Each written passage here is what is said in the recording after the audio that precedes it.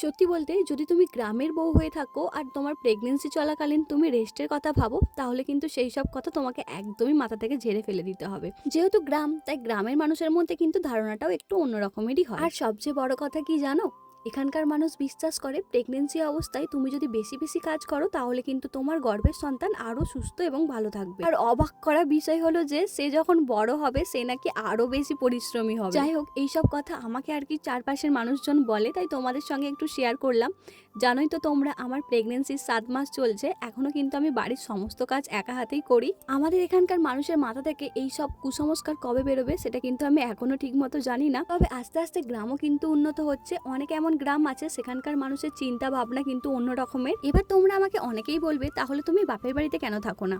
আসলে আমি প্রেগনেন্সির প্রথম দিকে, মানে প্রথম 3 মাসে কিন্তু আমি বাপের বাড়িতে ছিলাম, এবং এই 7 মাসের মধ্যেই কিন্তু আমি মাঝে মাঝে গিয়েই ওখানে কিছুদিন করে কাটিয়ে এসেছিলাম। যেহেতু আমার বর বাড়িতে থেকেই কাজ করে, তাই আসলে আমার বাপের বাড়িতে গিয়ে বেশি দিন থাকা হয় না। আর যেহেতু বাচ্চা হওয়ার পর আমাকে বাপের বাড়িতেই চলে যেতে হবে, তাই এই প্রেগনেন্সি টাইমটা আমি চেষ্টা করছি শ্বশুর বাড়িতেই কাটিয়ে দেওয়ার। তো চলো, আজকের মিনি ব্লগটা এখানেই শেষ করছি। জানি না তোমাদের কতটা ভালো লাগবে। তো টাটা, বাই বাই।